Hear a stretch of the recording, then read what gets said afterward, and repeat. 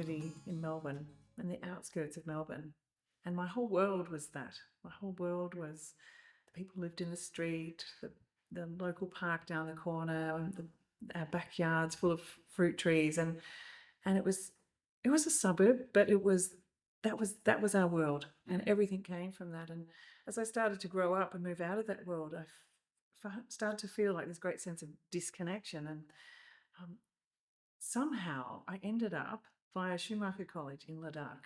And it was an experience in Ladakh, actually, by really re-experiencing what that deep community meant, but so much more profoundly, where everything came from the earth and went back to the earth, and the song and the culture and the meaning and the possibility that you could create everything that you needed just around you from your place, and that the river fed you, and the river was the power. And when I left Ladakh, I think I sobbed. I sobbed because I realized that I didn't have that connection in my life, and I yearned for that. There's some sort of deep ancestral yearning for that level of community, and I touched on it as a child. And so I came back to Australia, my head full of Schumacher thinking, my heart cracked wide open from being in Ladakh, and going, what do I do now? Like, how do I apply this in an Australian context? And I'd heard about permaculture as a young girl. My dad used to talk about it. He'd heard it on the radio, and he said, "Oh, if anyone does anything that's common sense, I reckon they do permaculture." And so I fell into that as a maybe I didn't fall into it. I searched out where to find how to live a permaculture life, and went to Crystal Waters and learn about permaculture.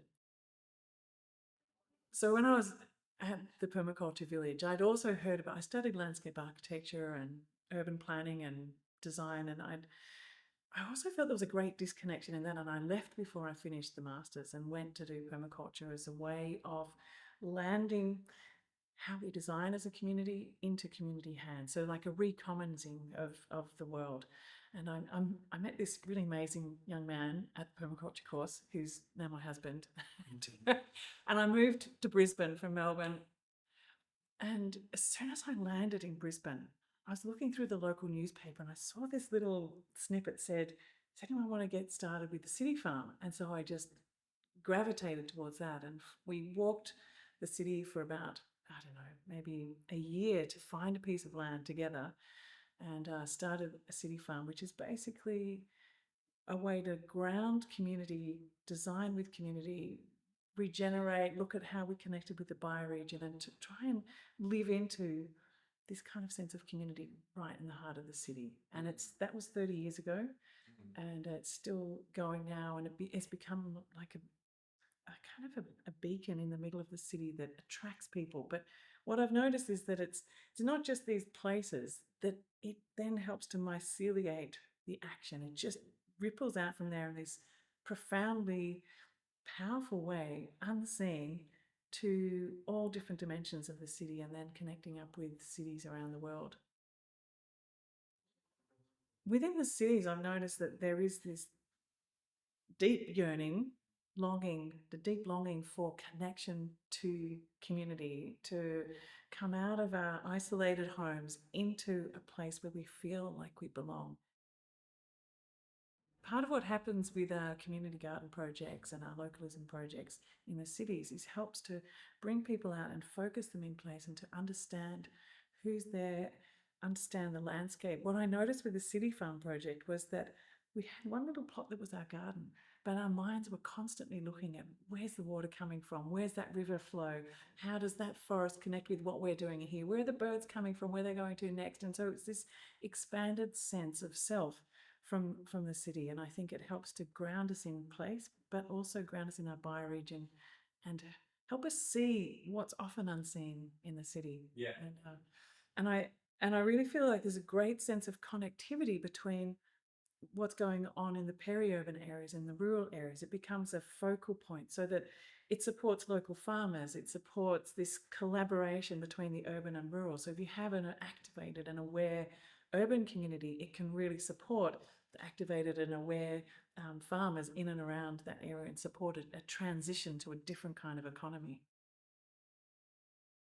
I see the permaculture movement and the localization movement entirely entwined, entangled in every single way. Permaculture movement is about relocalizing our food system. It's about relocalizing our economy. It's about strengthening local communities. It's about redesigning how we can live live our lives in a way that is deeply in connection with place, that is condensing our footprint to leave more space for the more than human world, to build relationships that actually, to what I've learned as I've been in permaculture for 30 odd years now, and I find that I'm now in a place where I see that I am the gardening, not being the gardener. And I think that permaculture really helps us to be almost finding a way to re-indigenize. And I think also connecting with Indigenous cultures around our communities too helps to unlock these blocks that we have from a Western culture, and it's transformed. It's transformed the way that I've seen. The thing about a permaculture garden is that it's so full of food. I could never possibly eat everything that I grow. There's fruits and herbs and edible flowers, and you, when you start to grow things, you start to understand that it's not just the piece of the plant that you get in the shops that you eat. You actually can eat from the first moment that it emerges out of the ground to the when it's flowering, and the whole part of the plant, and be in this relationship over its life cycle. And so there is so much abundance of food, and particularly when you are looking at food forest systems, I can't possibly begin to even make even a dent. And I spent a lot of time walking around the local community with some of the Indigenous elders, and one of the things that Wurrunga, this elder, taught me was that you look at the plant and you look at its form, and the plant tells you which bit to harvest so as not to interrupt the form of the plant. And so when I'm walking through my food forest, that's what I'm doing. I'm looking at how can I be foraging in a way that the food forest has a life of its own and is interacting with all the other species, and I'm just one of those that's coming in and harvesting. So it's not a production garden, it's a habitat. And it's a habitat for so many species. So there's the kangaroos and the wallabies and the birds that come and land in from Papua New Guinea. And I actually planted this mulberry tree because I really like mulberries. And I thought, oh, well, I'll plant it on this, the western side of the chickens to protect the chickens, and I can chop and drop. But then at one point, I heard the sound of this storm bird that had landed in a few years after I arrived. And this storm bird every year keeps coming back to the exact same tree, flying from Papua New Guinea to this tree that I planted. And it made me realize that this garden, the trees, they're not my garden. It's a habitat that we're creating. And so the food system that's there helps us to really think about simplifying the kind of foods that we eat, seasonally eating, finding different ways of understanding what food is. Because when we go into a shop, we see, okay, well, that's the kind of food that's available. But when you're actually in the midst of a food forest, there's thousands of foods that you could eat every day. There's the weeds that grow in between the cracks. It's the tree leaves, that all these different foods that we coming to know again by revisiting things like food forests, which is a more traditional way, it's a more Indigenous way of being in relationship to our food system. As a permaculture gardener, what I've realised is that I'm actually tending the space for all of the species in our habitat, and so I've really tried to design a landscape where there's no fences, and you just create a possibility for us to live together. And one of the things that living at Crystal Waters, I live in a permaculture village, and 30 years ago, it was just a devastated landscape. And through the tending of the community, the forests have re-emerged. There's woodlots, the rivers have been protected. There's lakes that have added, hydration into the landscape. And there's spaces too that have created habitat for kangaroos and wallabies to come in. And what I've noticed is that the kangaroo mothers love to hang around in like mothers groups. And over the last few years, I have a 10-year-old, but when he was in a sling, um, I used to go out into the little opening in my garden that I'd left as a kangaroo field, and the mothers group would meet there. And so I would just go and sit out with the kangaroos. And one day, as we got to know each other, and we don't feed them, they're completely wild, but we just spend time together.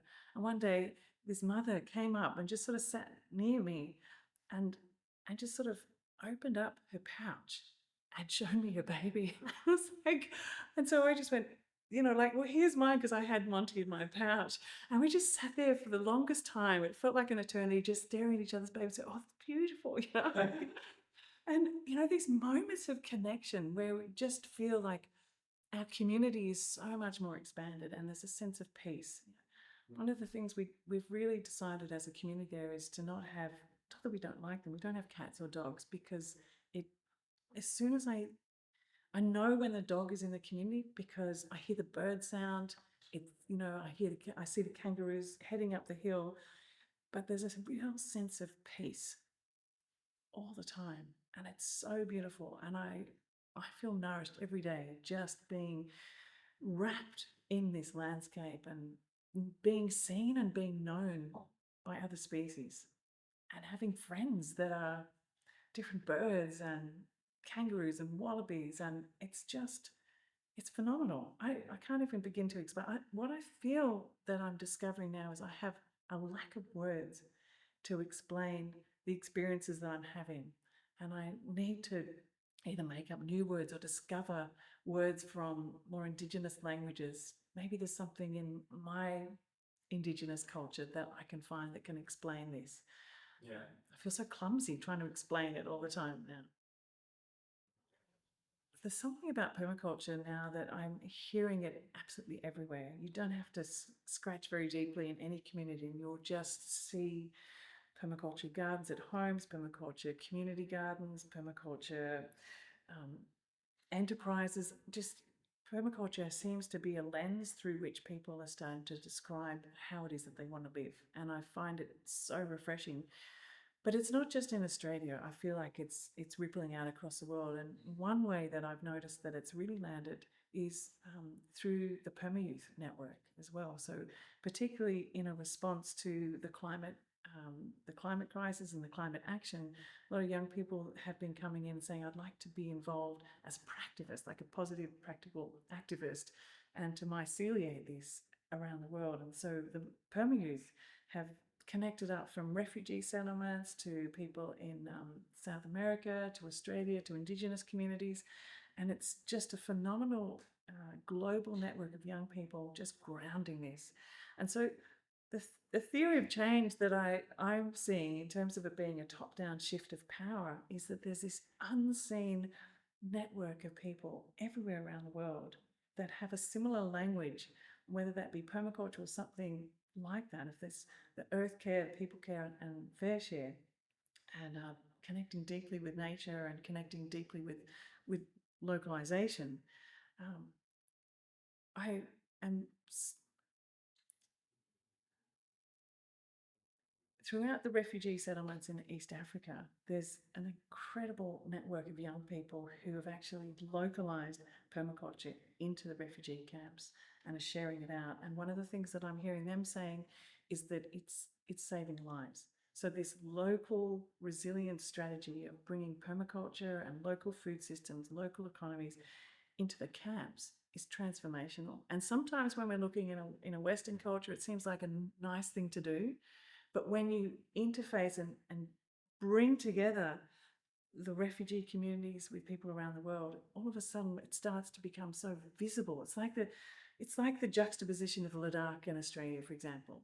Similarly, with refugee communities in Australia, it shows the deep possibilities of what a more local way of being can do in terms of nourishing our souls, nourishing our stomachs, nourishing our communities, and nourishing life itself. In the last 10 years or so, I feel like there's been a dramatic increase in the understanding of what is permaculture and even knowing the word. I think particularly during lockdown in Australia, that a lot of people landed in permaculture. And some of the studies done by Sustain and Urban Agriculture Network, which is deeply grounded in permaculture too, talked a lot about the mental health impacts of not having connection to something like a permaculture garden, and the transition that people are having to permaculture. So during the pandemic, there was a great shift towards people involved in permaculture. What I've noticed since is that there's been a shift back. Like, a lot of people just threw themselves at it and tried to get involved, but I think it's stuck. I think there was like a layer taken away of our reality, or a new lens put on that allowed us to see what a more local, what a more permaculture way of being was like. And there was this great, I just felt like there was this great yes, that's what we want. Like, there was a glimpse of the other way of living that just made sense and that made people feel whole. And I don't know necessarily whether everyone sort of kept on the same line, but I feel like they've sort of bouncing back into it and coming closer. So I really do feel like there's been an absolutely massive shift of perception. And I think that's one of the biggest things that we need to do is to see differently. And so from councils to local communities to community gardens to local businesses, I've just find the door just flings wide open now when we start to talk about permaculture. And David Holmgren's new work with Retro Suburbia, I found that's really bringing people into this understanding that it's not just about me and my backyard, but it's how I connect and relate to my community, to my street, which brings me right back to where I was as a child, because my street was my world, you know. Like, and when I go back to that same place where I grew up, I still know the people, I still know the plants, I still know the rocks. You know, it's full of story. And so this storied landscape is what I think is really helping to land us. It's not just about the food. It's not just about, you know, attracting more species. There's something deeply sacred about that reconnection.